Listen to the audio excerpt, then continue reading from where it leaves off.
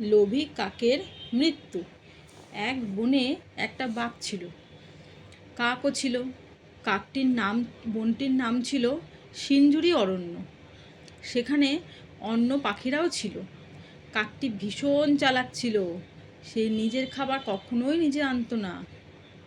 অন্য পাখিদের সে হুকুম করত, বিশেষ করে যারা ওর থেকে ছোট, যেমন টুনটুনি, বুলবুলি, এই পাখিগুলোকে সবসময় অর্ডার করত।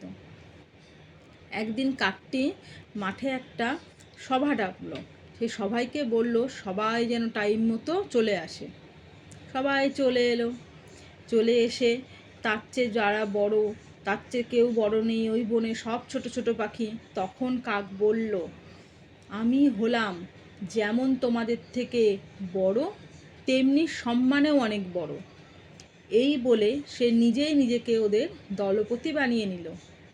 বুলবুলি, টুনটুনি এরা সবাই দেখতে ছোট ছোট, আর ওরা জানতো যে কাকটা ছিল ভীষণ চালাক, আর ওর মাথাতে খুব দুষ্টু বুদ্ধিও ঘোরে। ওর কথা না শুনলে ছলে বলে কৌশলে তাকে ঠোঁট দিয়ে ঠুকিয়ে ঠুকিয়ে মেরে ফেলে। সিঞ্জুরি বনে অনেক টুনটুনি আবার এই শয়তান কাকের হাতে প্রাণও হারিয়েছে। এত দুষ্টু কাক ছিল যে নিজেই মেরে ফেলতো, মেরে ফেলে পরের দিন সভা ডাকতো, অনুশোচনা করত। কিন্তু সব ছোট ছোট পাখিই জানতো এইসব ওর অভিনয়। তা কাকটি সভায় বলল, আমার এবার বয়স হচ্ছে, তাই আমি নিজেই খাবার সংগ্রহ করতে পারি না। তোমাদের দলে তো অনেকে আছে, প্রতিদিন যদি একজন করে আমাকে খাবার এনে দাও, তাহলে আমি এই বার্ধক্যজনিত জীবনটা একটু আরামে কাটাতে পারি। আমি মারা যাওয়ার আগে তোমাদের মধ্যে কাউকে এই বনের রাজা করে তাকে সব দেখাশোনার দায়িত্ব দিয়ে যাব। শুধু তাই নয়, সে আমার সব থেকে বেশি অনুগত হবে। তাকে আমি মরার আগে হীরের মুকুট পরিয়ে দিয়ে যাব। সবাই সবাইকে উপস্থিত হলো এবং কাকের ভাষণ চুপচাপ শুনল। তারা একে অন্যের মুখের দিকে তাকিয়ে ফিসফিস করে বলতে লাগলো। তারা জানতো দুষ্টু কাক এটা আর একটা ফন্দি করছে। তবু সবাই দলপতির কথা মেনে নিল। দেখতে দেখতে 1 মাস কেটে যায়। হঠাৎ 1 মাস কেটে যেতেই দলপতি ওদের সভায় আবার ডাকে হুকুম দিল, আমি আর কিছুদিনের মধ্যে মারা যাব। তা আমার মারা যাওয়ার আগে বড় ইচ্ছা হচ্ছে, আমি গড়িয়া গ্রামে একটি খুব সুন্দর রসালো ফলের আম গাছ আছে। আমি ওই আম গাছ থেকে আম এনে খাবো, কিন্তু আমার তো বয়স হয়েছে, আমি তো যেতে পারবো না। তোমরা গিয়ে প্রতিদিন ওই গাছ থেকে একটা করে আম এনে আমায় খাওয়াবে। গড়িয়া গ্রাম ছিল সিমজুরি থেকে অনেক দূরে। অজয় নদী পার করে সেই গ্রামে যেতে হয়। আর সেখানে এক রাক্ষসে পেঁচা থাকে। সে ছোট ছোট পাখিদের খেতে ভীষণই ভালোবাসে। সেই রাক্ষসের পাখিটির অন্য কর্ণ পাখির বুলবুলিরা জানল। কাকটি বুলবুলির কথা শুনতে চাইল না।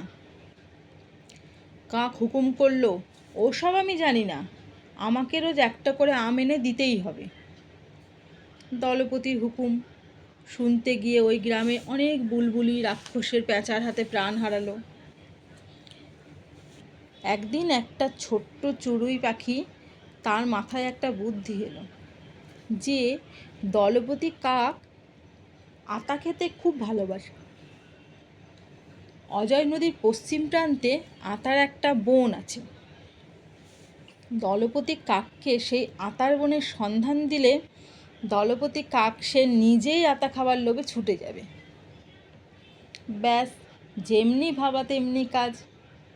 ছোট্ট চড়ুই পাখিটি মাথায় যেই বুদ্ধিটা এলো, অমনি সে দলপতির পায়ের কাছে গিয়ে দাঁড়িয়ে কিচির মিচির করে ওদের ভাষায় ঠকঠক করে কাঁপতে কাঁপতে বলল, দলপতি মশাই, আমি একটা খুব সুন্দর আতার বনের সন্ধান পেয়েছি। তখনই তো দলপতি মশাই শুনে বলল, কোথায় কোথায়, শিগগিরই বলো। দলপতি কাকের তো এই কথা শুনে জিভে জল গড়াতে থাকলো। সে অনেক দিন আতা খায় না। আতার বনের স্বপ্নেই সে ডুবে গেল। গাছ থেকে সে ভাবছে টপ টপ করে পাকা আতা পড়ছে, আর কাক মনের আনন্দে খুশির জোয়ারে ভাসতে ভাসতে সেই আতা খাচ্ছে। আতা খেতে খেতে কাক ভাবছে কাকের গায়ের রঙটা পুরো বদলে গেছে, সে এখন আর কালো মিশমিশে নেই, সে আতার মতো দেখতে সুন্দর হয়ে উঠেছে। আয়নায় তাকিয়ে কাকটি দেখছে সে কাকাতুয়ার চেয়েও সুন্দর দেখতে হয়ে গেছে। তার রূপ দেখে মুগ্ধ হয়েছে বনের সমস্ত পাখি, জীব জন্তু সবাই। শহরে বড় বড় জমিদার এবং বড় লোকেদের কাছে এ খবর পৌঁছে গেল। তারা এই অবিস্মরণীয় কাক পাখিটিকে হীরের খাঁচায় রাখার জন্য ভাবনা চিন্তা করতে লাগলো। কাক তো এটা ভেবেই ভাবে মগ্ন হয়ে গেছে। সেই চড়ুই পাখিটি তখন বলছে, মহারাজ কি ভাবছেন? কাক তো কোনো উত্তর দেয় না, সে তো ভাবেই মগ্ন। আবার চড়ুই পাখিটি বলে, ও মহারাজ কি ভাবছেন? তারপর কাকটির স্বপ্ন ভাঙে। সে চড়ুই পাখিটির কাছে সব খবর নেয়, কোথা দিয়ে যেতে হবে, কোথায় আতার বনটা, সমস্ত কিছু। তারপর একদিন নিজেই আনন্দে সেখানে চলে যায়। কাকটি আতার বনে যেতেই টুপ করে একটি টসটসে পাকা আতা তার সামনে পড়ে। কাকটি তো মনের আনন্দে সেটা খেতে থাকছে, কারণ আতা যে তার ভীষণ প্রিয়।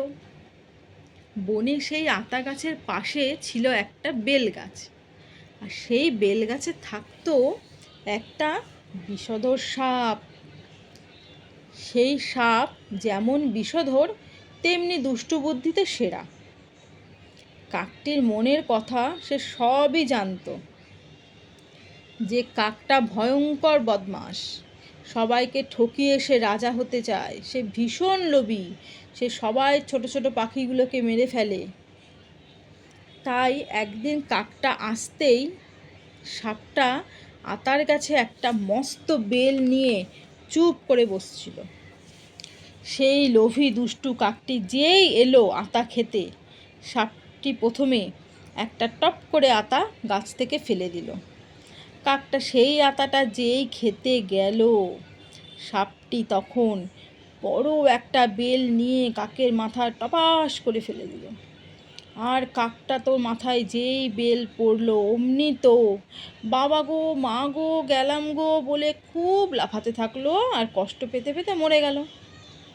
লোভী কাকের মাথায় সাপটা সেই বেলটা ফেলে কাকটাকে শাস্তি দিল আর মেরে ফেললো। চড়ুই পাখি তো তখন খুব আনন্দ, তখন সে আনন্দে উঠতে উঠতে নাচতে নাচতে বনে এসে সেই সুখবরটা দিল। আর সবাই তখন আনন্দে বলতে থাকলো, লোভী কাকের মৃত্যু এইভাবেই হওয়া উচিত।